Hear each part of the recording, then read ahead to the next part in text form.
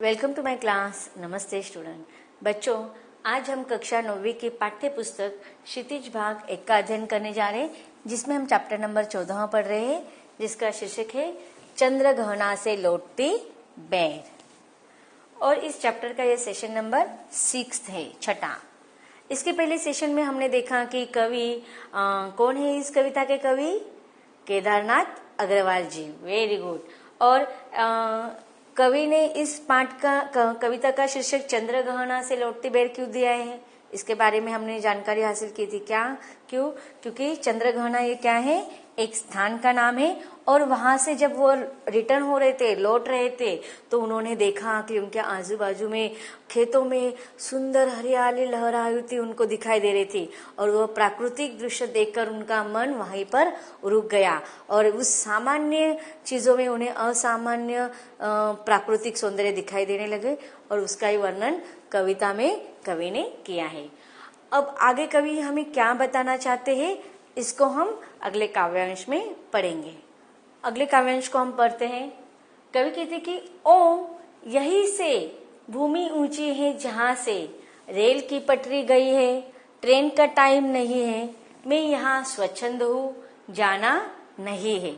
अब देखिए, अब तक कवि ने जो इसके पहले काव्यांश में वर्णन किया था, उसमें कवि ने हमें क्या बताया है कि वह जब प्राकृतिक सौंदर्य को देखते हैं तो उनका मन वहीं पर रुक जाता है और वह सारे इर्द गिर्द के जो भी चीजें उनको दिखाई देते हैं उनका वर्णन करने लगते हैं। कहीं पर वह हरे चरने के पौधे का मानवीकरण कर रहा है कि उन्हें गुलाबी रंग के जो फूल आए हैं वह गुलाबी रंग का साफा पहना हुआ दूल्हे के रूप में प्रतीत होता है। तो दूसरी ओर उन्हें जो अलसी दिखाई देती है वह थोड़ी हटीली नजर आती है। तो तीसरी ओर उन्हें सरसों के जो पीले पीले फूल है, ऐसा लग रहा है कि जैसे उसने हल्दी लगाकर अपने ब्याह के लिए खड़ी है सभा मंडप में, ब्याह मंडप में। और पूरा धरती, पूरी नीले आकाश, ब्याह मंडप बना हुआ है। इस प्रकार से वह प्राकृतिक वर्णन कर रहे हैं। उसके बाद उन्होंने पोखर का वर्णन किया, तालाब का वर्णन किया, उसमें जो नीला सूरज का जो किरण पड़ रहा है उनको चांदी के खंबे के जैसे प्रतीत हो रहा है। उसके बाद फिर उन्होंने बगुले का और चतुर पक्षी का वर्णन करके हमें अलग अलग उदाहरण देकर उस सौंदर्य की तरफ आकर्षित कर रहे। अब तक कवि ने बहुत सारे प्राकृतिक सौंदर्य का इजहार कर लिया, उसको निहार लिया। अब आगे कवि कहते हैं कि और यही से, अब देखो तालाब का वर्णन करने के बाद जब वो आगे बढ़ते हैं तो वो कहते हैं कि और का अर्थ क्या है हमें यहाँ पर और। अब देखो यहाँ पर अपॉस्ट्रोफी दिया है तो ओ का अर्थ है और यही से भूमि ऊंची है जहां से। अब देखो कवि कहते हैं कि जहां पर वो खड़े हैं वहां से ना उनको एक भूमि थोड़ी ऊंची दिखाई दे रही है। और उस स्थान से कवि कहते हैं कि क्या देख जा रहा है, रेल की पटरी गई है। अब रेल का अर्थ क्या होता है, रेलवे। और पटरी का अर्थ क्या होता है कि जिस स्थान से रेलवे जाती है ना, उस स्थान को हम पटरी कहते हैं। दिखाई देता है ना, आपने देखा होगा, रेलवे स्टेशन पर गए होंगे। अब देखिए यहाँ पर कवि ऐसा क्यों कर रहे हैं कि रेल की पटरी दिखाई दे रही है, ट्रेन का टाइम नहीं है। अब ट्रेन रेल की पटरी से, रेलवे की पटरी से क्या जाती है, ट्रेन गुजरती है। और टाइम का अर्थ क्या होता है, समय नहीं है। अब यहाँ पर देखो कवि ने अंग्रेजी शब्द का प्रयोग किया है, विदेशी शब्दों का। कौन कौन सी, रेलवे, रेल, ट्रेन, टाइम। तो यहाँ उन्होंने आगत शब्द का, विदेशी शब्दों का प्रयोग किया है, अंग्रेजी शब्दों का। अब देखिए हम शहरों में देखते हैं कि जो ट्रेन होते हैं वो लगातार आती जाती रहती है और कितनी खिंचा होती है ना उस ट्रेन में। लेकिन गांव में ऐसा होता है नहीं। अब देखो बहुत से गांव ऐसे होते हैं कि बहुत दूर दूर तक है ना, उनको ट्रेन ज्यादा कुछ मतलब दिन में 1 या 2 ही बार में आते हैं, या 2-2, 3-3 घंटे के बाद आते हैं। और ऐसे खेतों में से या खेतों के इर्द गिर्द के जो जगह होते हैं ना, वहां से ट्रेन की पटरी होती है और वहां से ट्रेन गुजरती है। और लोगों को पता होता है कि अब यहाँ पर ज्यादा ट्रेन ट्रेन का जो आना जाना होता है वो कम होता है, इसलिए वहां पर वो स्वच्छंद होकर घूमते रहते हैं और उनको ट्रेन का आने जाने का समय भी पता होता है। लेकिन हम शहरों में ऐसे नहीं रह सकते ना, ट्रेन के इर्द गिर्द में आराम से हम घूम सकते हैं नहीं, वहां तो ट्रेन एक एक दो दो सेकंड में ट्रेन आती जाती रहती है। लेकिन गाँव के जो रेलवे की पटरियां होती है वहां पर कम रेलवे ट्रेन आती जाती रहती है। तो यहाँ पर कवि ने वही वर्णन किया है कि वहीं से तालाब के थोड़े आगे जाने के बाद एक भूमि है, वहां पर रेलवे की पटरी है और अभी उस पटरी पर ट्रेन के आने का समय नहीं हुआ है। और इस प्रकार मैं कैसा हूँ, मैं स्वच्छंद हूँ कि मेरे पास, स्वच्छंद का अर्थ क्या होता है, आजाद स्वतंत्र है। और कवि कहते हैं कि देखो अब मेरे पास कुछ काम नहीं है, मैं बहुत मतलब समय, देखो जब शहरों में हम रहते तो हमारे पास कितना समय, हम अपने आप के लिए समय नहीं होता है और कितने सारे ढेर सारे काम होते हैं। लेकिन कवि कहता है कि अब जब वह गांव में गया हुआ है, ग्रामीण का वो प्राकृतिक सौंदर्य देख रहा है और उस प्राकृतिक सौंदर्य को देखने के लिए उनके पास बहुत समय है और वह स्वच्छंद है, उस प्राकृतिक सौंदर्य का आनंद लेने के लिए वह आजाद है और उनको कहीं आना जाना नहीं है, जाना नहीं है। कवि कहते हैं कि उस रेल की पटरी पर ट्रेन आने में जिस प्रकार से समय है उसी प्रकार अब मुझे भी कहीं आना नहीं है और कहीं जाना नहीं, मेरे पास बहुत सारा समय है और इस समय को मैं अपने जी से व्यतीत करने के लिए स्वतंत्र हूँ, आजाद हूँ और इसे यहाँ पर मुझे किसी भी प्रकार का बंधन नहीं है, मैं यहाँ स्वच्छंद हूँ, जाना नहीं है। तो इस प्रकार इस काव्यांश को हमने विस्तार से पढ़ लिया। अब इस काव्यांश में आए हुए कुछ कठिन शब्दों का अर्थ और भावार्थ पढ़ लेते हैं। स्वच्छंद, स्वच्छंद का अर्थ क्या होता है, आजाद या मुक्त। भावार्थ देखते हैं।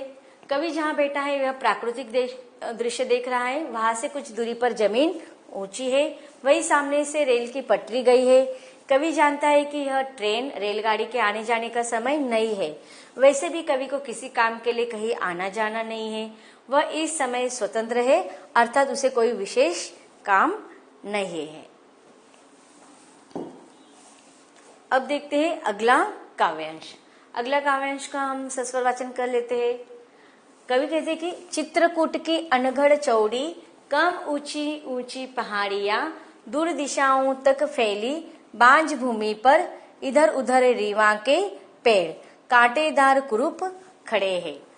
अब देखिए यहाँ पर कवि ने जो वर्णन किया है उसमें थोड़े हमें अलगाव दिखाई दे रहा है। क्यों अलगाव दिखाई दे रहा है? क्योंकि इसके पहले काव्यांश में कवि ने जो भी वर्णन किया है उसमें हरे भरे खेत दिखाई दे रहे हैं, हरियाली दिखाई दे रहे हैं। लेकिन यहाँ पर कवि ने बांझ भूमि की, बांझ का अर्थात क्या होता है कि बंजर भूमि का वर्णन कर रहा है कि एक तरफ उनको प्रकृति का पूरा नजारा दिखाई दे रहा है कि सब जगह हरे हरे पौधे हैं, हरे हरे फसल है और उससे मन भी प्रसन्न हो रहा है। तो वही दूसरी ओर क्या है, बंजर भूमि है कि वहां पर बिल्कुल भी पानी या हरियाली के दर्शन नहीं हो रहे, सूखे पौधे दिखाई दे रहे। अब कवि कहते कि चित्रकूट की अनगढ़ चौड़ी, कम ऊंची ऊंची पहाड़ियां। अब देखिए वहां पर कवि कहते हैं कि अनगढ़ मतलब जिसमें कोई सीधापन नहीं होता है, चौड़ी मतलब चौड़ाई, और कम ऊंची ऊंची पहाड़ियां। अब देखिए जो पहाड़ियां जहां पर ज्यादा ग्रीनरी नहीं होती है, हरियाली नहीं होती है, तो वह पहाड़ियां थोड़ा ऊंची है, उनमें उबड़ धुबड़ है, उबड़ और धुबड़ उसे हम कहते हैं। दूर दिशाओं तक फैली है बांझ भूमि पर। अब दूर दूर दिशाओं तक क्या फैली हुई है कि बंजर भूमि। बांझ का अर्थ क्या होता है, बंजर भूमि की वहां पर दूर दूर तक हमें बांझ दिखाई देता है, बंजर भूमि दिखाई देता है, बिल्कुल भी हरियाली नहीं दिखाई देते हैं, वहां पर सूखे हुए घास दिखाई देते हैं। और इधर उधर रीवा के पेड़, कांटेदार कुरूप खड़े हैं कि सब जगह पर। अब एक तरफ कवि ने जो वर्णन किया था उसमें हरे हरे पौधे आ रहे हैं, उन्होंने अपने जो सीड्स बोए थे वह अब पौधों के रूप में रूपांतरित हो गए, अब उस पर फूल भी आ गए हैं और अब पूरे रूप में उनका वो जो पौधे हैं परिपक्व होने वाले हैं, इस प्रकार से कवि ने वर्णन किया है। तो दूसरी तरफ एक बंजर भूमि है, वहां पर किसी भी प्रकार की हरियाली का नामो निशान नहीं दिखाई दे रहा है, बल्कि पूरे दूर दूर दिशाओं तक सिर्फ और सिर्फ उनको बंजर भूमि ही दिखाई दे रही है। और इधर इधर उनको क्या दिखाई दे रहे, रीवा के पेड़, जो शुष्क पेड़ होते हैं कि जिस प्रकार के बाबुल के कांटेदार पेड़ होते हैं उसमें पत्ते नहीं होते हैं, हरियाली नहीं होती है, ऐसे शुष्क रीवा के पेड़ उनको दिखाई दे रहे हैं उस बंजर भूमि पर।